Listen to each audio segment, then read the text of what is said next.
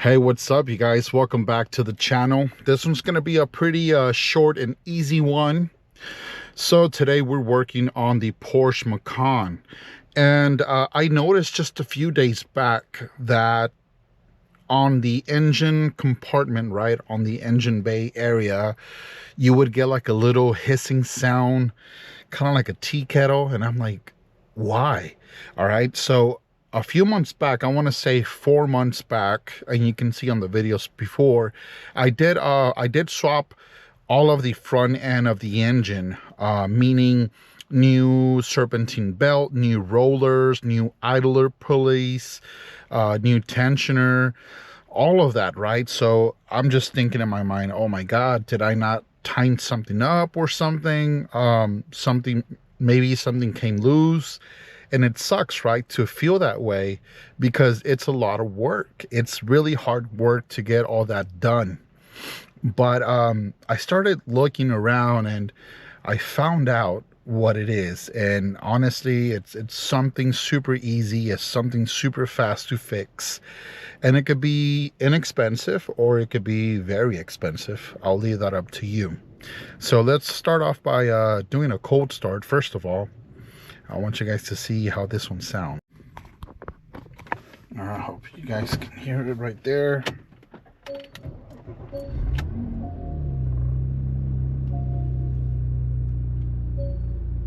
I really love the sound of the cold start on this car. It's really nice, really aggressive, right? But okay, so I think the noise that I'm talking about only comes on when the engine is warm.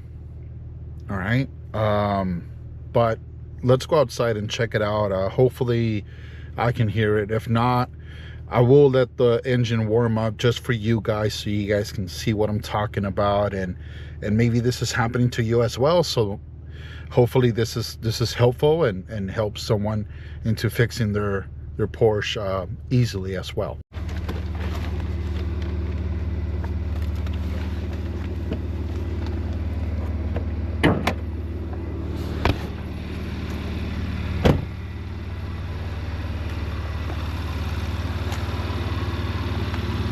So right at the moment, I just turned it on and it's cold. It's not really doing it. You can hardly hear it. So let's see if we can hear it.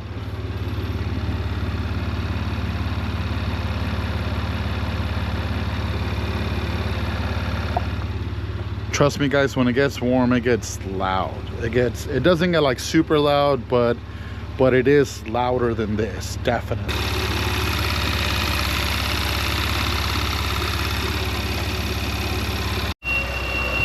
There it is. All right guys, so I let it warm up for maybe about 4 minutes, 5 minutes, and it still wasn't making the noise. So I went ahead and I tapped on the accelerator a few times, slammed it maybe 3 times, and boom, here it is. All right, this is the noise that I thought was coming from here, but it's not. Let me show you.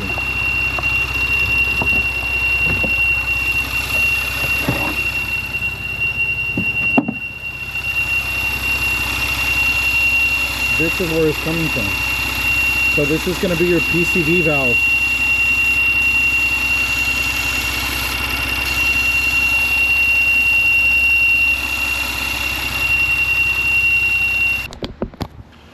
So this is the part where it gets tricky, and it can get, like I said, inexpensive or very expensive, up to you. So I went ahead and I bought these. I will post a picture, or if you guys want me to post the link, just comment below. I got these. I want to say you could get them on eBay for as low as like $35.99, but they would have arrived between Thursday and Saturday. And since, you know, my wife dailies the car, I think I needed this to be a little quicker. So I jumped on Amazon, and again, I can post the link for you guys. On Amazon, these cost, I want to say like 60 bucks, and I ordered them yesterday. So next day, free shipping. Yeah. So let me go ahead and install these, and hopefully we'll get rid of that tea kettle. So they do have a side. One is going to be a left and the other is going to be the right side. So let's watch out for that. I'm pretty sure you can tell by this bolt on the side. See, this is already the wrong side. So this is going to be for this side over here, right? Which I'm pretty sure this is the one that is messed up, by the way. I noticed that from this little hole, it was like sucking or blowing air from here. So I know for a fact that it's coming from there. All right, so let's put this away.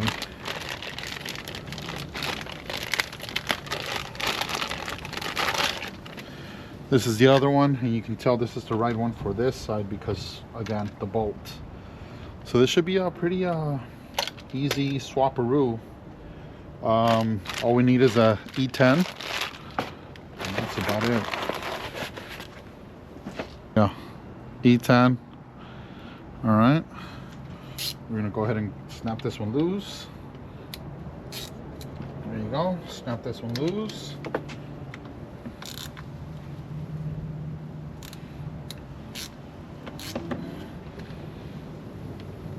That's all it needs.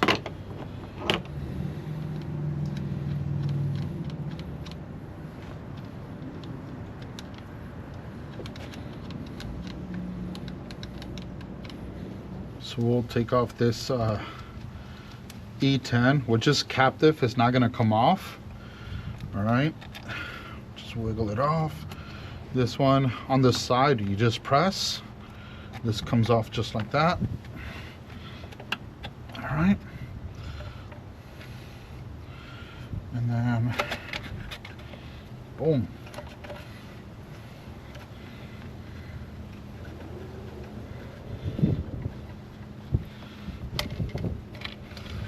All right.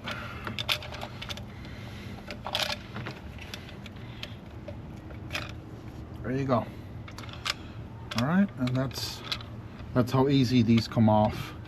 You just, on the side, you just press. All right, that's it. And you can tell here the O-ring is messed up. Look at that.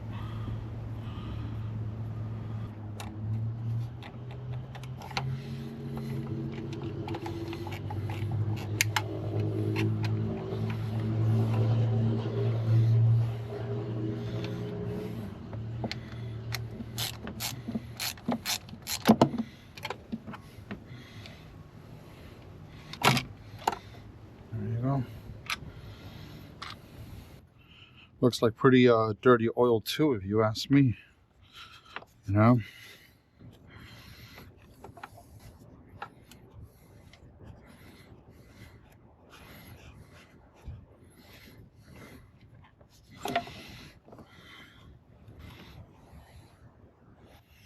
So these O-rings aren't bad.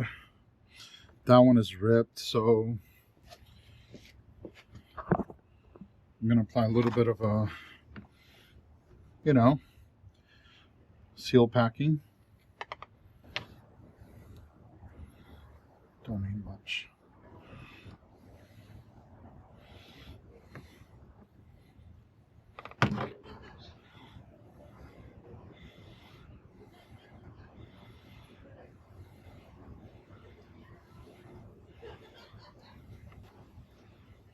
There you go.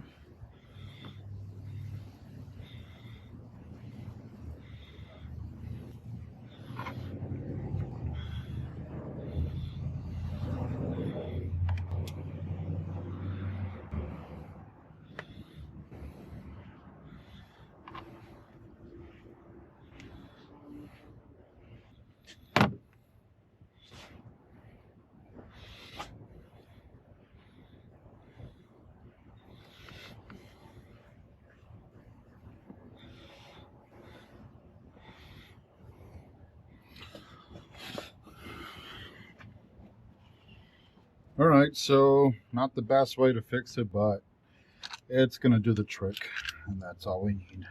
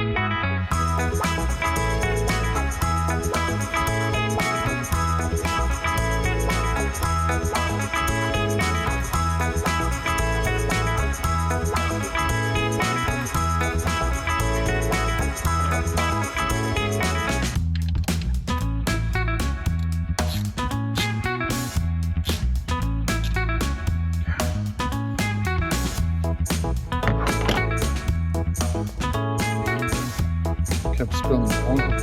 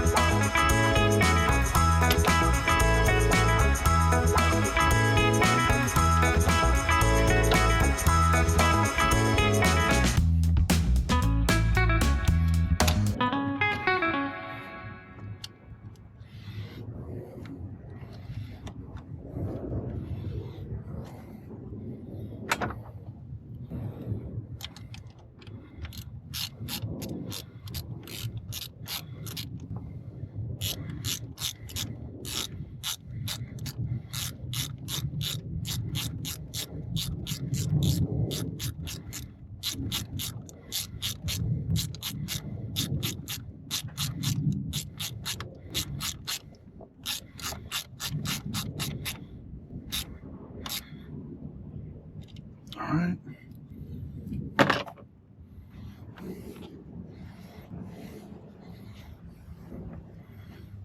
Put this one back here. It seems to be loose. Don't know why. Okay. All right, guys, and that is how you swap them out. In this case, for me, I was one of the lucky winners who got one of the O-rings ripped. But then again, the system has 2 O-rings, so it's no biggie. Due to weather conditions, honestly, I didn't feel like running to the parts store, but I know I will. Maybe on the weekend, I'll go ahead and do that just to swap the O-rings. But I did use the good old packing. Yeah, the seal packing, and that's gonna do the trick. So it was just on this one, all right, and you can see now they're all back together. They are good to go. For some reason this tube did have a bunch of like oil residue. I'm assuming it was because it was bypassing the oil here. All right, so that's why I think this one is the bad one out of the 2. So let me go ahead and turn it on, and hopefully no more tea kettle on this one. All right, guys, so before we close up this video, I did let the car idle for about 4 or 5 minutes again, just to make it fair. Now I'm gonna hit the throttle a few times because that's how I was able to replicate that noise the first time on this clip. So this is gonna be the ultimate test on whether it actually works now or we still have an expensive tea kettle.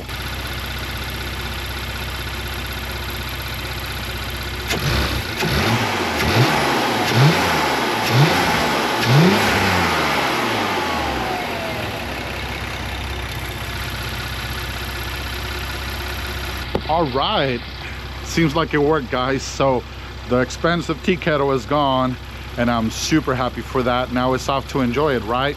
Once again, thank you guys for watching this video. I know it was a short one, but at least we learned hopefully something new. And once again, you don't necessarily have to buy expensive parts all the time.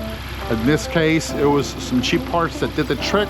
Luckily, they sit all the way to the top of the engine, so in case we may need to replace them again, it shouldn't be a biggie.